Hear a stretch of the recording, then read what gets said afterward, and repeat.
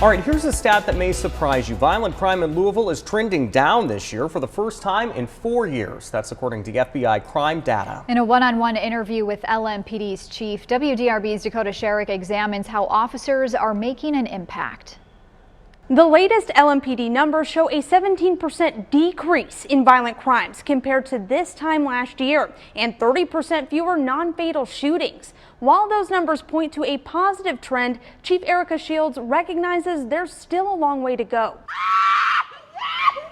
It's a number that's hard to digest. 130 people murdered in Louisville this year. We have a lot of work ahead of us. Dozens of families without their loved ones, waiting for answers from police. Every day trying to improve a little bit. Data shows the city's violent crime statistics are improving. Homicides are down from more than 160 this time last year. The homicide unit has done a phenomenal job. And more of the city's murder cases are being solved. Their clearance rate has gone up probably about 10 or 12 points since last year, which is significant. Chief Shields credits the department's focus on getting guns and violent offenders off the street. A recent report says officers seized more than 2,200 guns this year. What I will say all day long is if police officers are not proactive, you will never get a handle on violent crime. LMPD's Criminal Interdiction Division investigates street gangs and armed career criminals. The chief tells us the division's work has resulted in 72 federal indictments in 2022. Outsourcing DNA testing has also helped crack cases,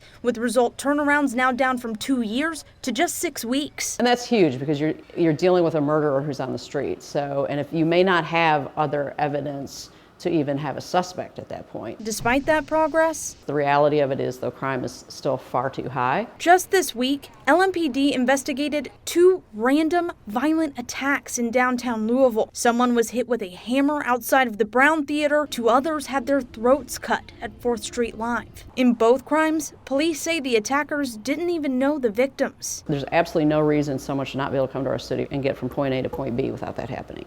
So there's room for us to improve as well. Carjackings are another crime of concern, but data shows they're also down by 13%. Shields says officers are making arrests in these cases, but they often involve really young kids. Obviously, you don't want to shuttle a 12, 14-year-old into a jail, but the state has to step up its services around how we help these kids out. She believes those youth offenders need more support. If you think putting them back in the same environment they came from is a good solution, then you're living in la-la land. With all the changes LMPD faces, the most immediate need is staffing. The department is still short more than 300 officers, with about 50 currently in a recruit class. Staffing plays a role in how you can invest in specific units, but I still will say this department, the men and women, are doing a phenomenal job of rising up to what's being presented to them. And the numbers show their efforts